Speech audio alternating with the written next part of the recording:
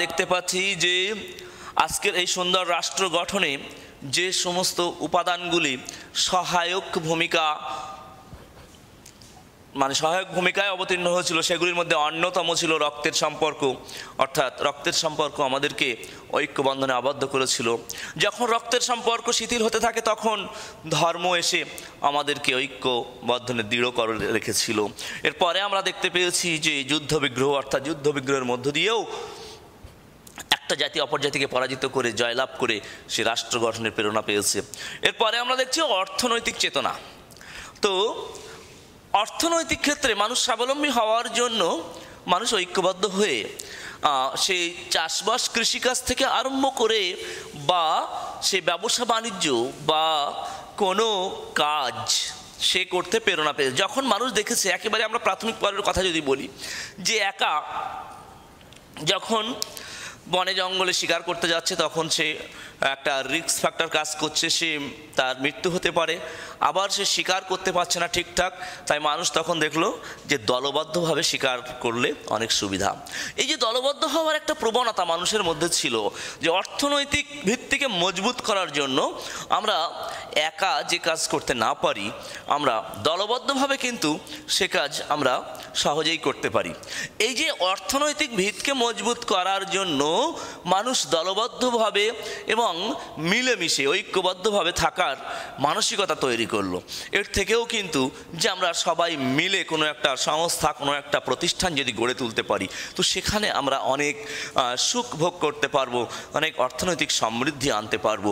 তাই তারা সেই অর্থনৈতিক চেতনায় সমৃদ্ধ হয়ে তারা দলবদ্ধ হওয়ার প্রেরণা পায় এবং সেখান থেকে তারা রাষ্ট্র গঠনের প্রেরণা পায়।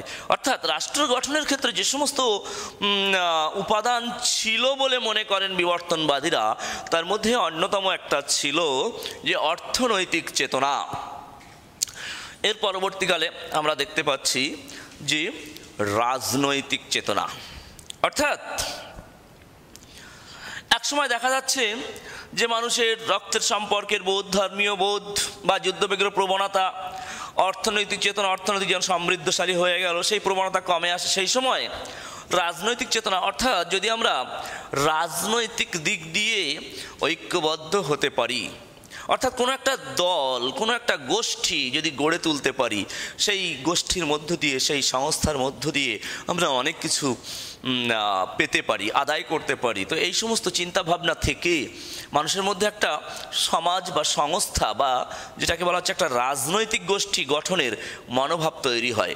তো এই যে রাজনৈতিক বোধ বা চেতনা মানুষের মধ্যে জাগ্রত হয়, এর থেকে তারা রাষ্ট্র সৃষ্টি করেছে, রাজা সৃষ্টি করেছে, সরকার সৃষ্টি করেছে। তো আজকের যে সুন্দর সরকারি যে ব্যবস্থা, যে সরকার তৈরির যে ব্যবস্থা, যে নির্বাচন আমরা দেখতে পাই, সেসবই এই রাজনৈতিক চেতনার ফল। অর্থাৎ রাজনৈতিক চেতনার মধ্য দিয়েও মানুষের মধ্যে রাষ্ট্র গঠনের একটা প্রবণতা আমরা বিশেষভাবে লক্ষ্য করতে পারি। তো এ প্রসঙ্গে অধ্যাপক ম্যাকাইভার বলেছিলেন, আত্মীয়তাবোধ সৃষ্টি করলো সমাজের এবং সমাজ শেষ পর্যন্ত সৃষ্টি করলো রাষ্ট্রের। অর্থাৎ এই আত্মীয়তাবোধ, অর্থাৎ এই রক্তের সম্পর্ক, এই বোধ থেকেই মানুষ সমাজ গড়ে তোলে এবং সমাজ শেষ পর্যন্ত সৃষ্টি করে রাষ্ট্রের। তো আমরা দেখতে পাচ্ছি যে বিবর্তনবাদের মধ্যে কিন্তু বিভিন্ন মতবাদের সংমিশ্রণ ঘটেছে। অর্থাৎ এর আগে আমরা যে তিনটে মতবাদ আলোচনা করেছি, সেই তিনটে মতবাদ পৃথক পৃথকভাবে একক কোনো কথা বললেও কিন্তু এক্ষেত্রে আমরা বিভিন্ন মতবাদের সংমিশ্রণ পরিলক্ষ্য করতে পারি।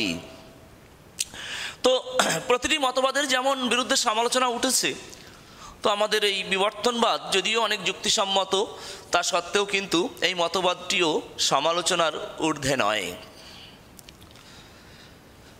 এর বিপক্ষেও রাষ্ট্রবিজ্ঞানীগণ বিভিন্ন সমালোচনা করেন, কারণ আমরা দেখতে পাচ্ছি যে এই মতবাদটিও কিন্তু একেবারে নিরপেক্ষ বা মৌলিক ছিল না।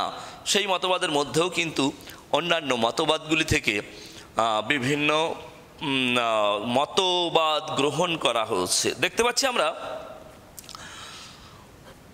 মিশ্রণ, অর্থাৎ এই মতবাদের মধ্যে, অর্থাৎ বিবর্তনবাদের মধ্যে অন্যান্য বিভিন্ন মতবাদ, যেমন বল প্রয়োগ, যেমন ঐশ্বরিক মতবাদ, যেমন সামাজিক চুক্তি মতবাদ, এইসব মতবাদ থেকে বিভিন্ন থিওরি কিন্তু এই মতবাদের মধ্যে এসেছে বা মিশ্রণ ঘটেছে। তাই এই মতবাদকে কোনো মৌলিক মতবাদ বলা যাচ্ছে না। অর্থাৎ সমালোচনাকারীরা বলছেন এই বিবর্তনবাদ কোনো মৌলিক মতবাদ নয়, এটি ছিল একটি মিশ্রণ, বিভিন্ন মতবাদের মিশ্রণ। সুতরাং এই মতবাদ কখনোই মৌলিক নয়। অর্থাৎ সেই হিসাবে একটি মতবাদ হিসাবে কিন্তু সর্বজন স্বীকৃত হয়ে উঠতে পারেনি। এরপরে আমরা দেখতে পাচ্ছি যে শুরু জানা যায় না। অর্থাৎ যেহেতু এই মতবাদের মধ্যে বিভিন্ন থিওরির সমাবেশ ঘটেছে, অর্থাৎ প্রথমেই বলা হয়েছে এই মতবাদের মূল কথা, রাষ্ট্র কোনো নির্দিষ্ট সময় বা নির্দিষ্ট পরিকল্পনার মধ্য দিয়ে সৃষ্টি হয়নি। অর্থাৎ আমাদের রাষ্ট্র সম্পর্কে যদি জানতে হয় তো সেই রাষ্ট্রের সূচনা কবে কিভাবে হয়েছিল সেটা জানা খুবই প্রয়োজন। কিন্তু আমরা এই মতবাদের মধ্যে প্রথমেই বলছি যে কোনো নির্দিষ্ট সময় বা নির্দিষ্ট কল্পনার পরিপ্রেক্ষিতে, নির্দিষ্ট পরিকল্পনার পরিপ্রেক্ষিতে রাষ্ট্র সৃষ্টি হয়নি। অর্থাৎ এই মতবাদের রাষ্ট্রের শুরু সম্পর্কে তেমন বিশদ কিছু জানা যায় না। অর্থাৎ রাষ্ট্রের উৎপত্তি কবে হয়েছিল আর ঠিক কীভাবে হয়েছিল সে সম্পর্কে অনেক ধোঁয়াশার মধ্যে থাকতে হয় আমাদের। অর্থাৎ শুরুটা আমরা জানতে পারি না, রাষ্ট্র কিভাবে উৎপত্তি হলো প্রাথমিক পর্বে সেটা কিন্তু আমরা এই মতবাদের যে ব্যাখ্যা তার মধ্যে আমরা বুঝতে পারি না। মূল বক্তব্য জটিল। অর্থাৎ এর আগে আমরা প্রত্যেকটা মতবাদের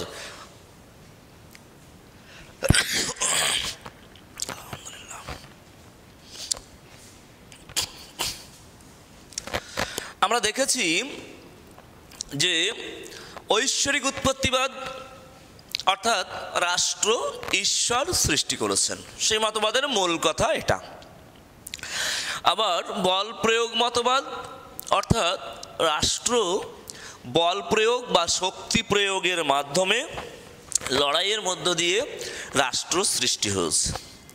আবার যদি দেখি যে সামাজিক চুক্তি মতবাদ, সেখানে হবস, লক, রুসোর থিওরি যদি আমরা আলোচনা করি তো সেখানে দেখতে পেয়েছি যে রাষ্ট্র সৃষ্টি হয়েছে সামাজিক বিভিন্ন চুক্তির মধ্য দিয়ে। কিন্তু এখানে বিবর্তনবাদ যেহেতু প্রথমেই বলছে নির্দিষ্ট কোনো সময় বা নির্দিষ্ট কোনো পরিকল্পনার মাধ্যমে রাষ্ট্র সৃষ্টি হয়নি, ধীরে ধীরে ক্রমবিবর্তনের ফল। অর্থাৎ এই মতবাদ যে রাষ্ট্র সৃষ্টির ক্ষেত্রে মূল কথাটা কি বলতে চেয়েছে সে সম্পর্কে স্পষ্ট কিছু বোঝা যায় না। অর্থাৎ বিষয়টি জটিল হয়ে পড়েছে। রাষ্ট্রের উৎপত্তি কিভাবে হয়েছে সে প্রশ্নের ক্ষেত্রে এই মতবাদ অনেক জটিল তথ্য দিয়ে ফেলেছে। অর্থাৎ এটি একটি জটিল মতবাদ। নেক্সট আমরা দেখতে পাচ্ছি যে অস্পষ্ট। অর্থাৎ কি বলতে চেয়েছে এই মতবাদ রাষ্ট্রের উৎপত্তি সম্পর্কে, রাষ্ট্রের প্রকৃতি সম্পর্কে এই মতবাদ ঠিক কী বলতে চেয়েছে তা স্পষ্ট নয়, তা জটিল যেমন হয়ে পড়েছে তা তেমনি অত্যন্ত অস্পষ্ট। তো ছাত্ররা আমরা দেখলাম যে রাষ্ট্রের উৎপত্তি সম্পর্কিত চারটি মতবাদের মধ্যে অন্যতম একটি মতবাদ বল প্রয়োগ মতবাদ, বিবর্তনবাদ। সেই ঐতিহাসিক মতবাদ বা বিবর্তনবাদ সম্পর্কে আমরা আলোচনা করলাম, তার সমালোচনা করলাম। কিন্তু আমরা যে সমালোচনাগুলো করলাম এর থেকে মনে হয় যে মতবাদটির কি কোনো মূল্য নেই? না, অবশ্যই মূল্য আছে। আমরা এর আগে যে তিনটি মতবাদ আলোচনা করেছি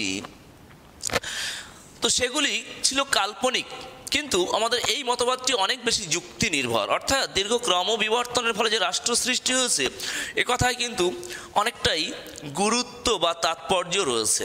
অর্থাৎ ক্রমে ক্রমে বিভিন্ন পরিবর্তনের মধ্য দিয়েই আজকের সুন্দর রাষ্ট্রের কথা আমরা মানতে পারি। তাই সেদিক দিয়ে বিচার বিবেচনা করে বলা যেতে পারে রাষ্ট্র সৃষ্টির চারটি অন্যতম মতবাদগুলির মধ্যে বিশেষভাবে গুরুত্বপূর্ণ এই বিবর্তনবাদ বা ঐতিহাসিক মতবাদ বা ঐতিহাসিক মতবাদ।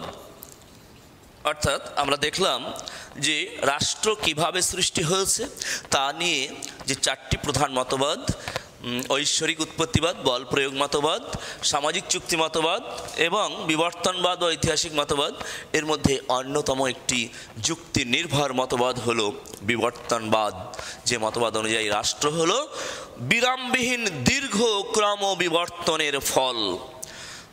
আজ এখানে ক্লাস শেষ করছি। তো আশা করছি আমরা দ্বিতীয় অধ্যায় শেষ করতে পারলাম। এর পরের ক্লাসে আমরা তৃতীয় অধ্যায় শুরু করব। ছাত্ররা, থ্যাংক ইউ।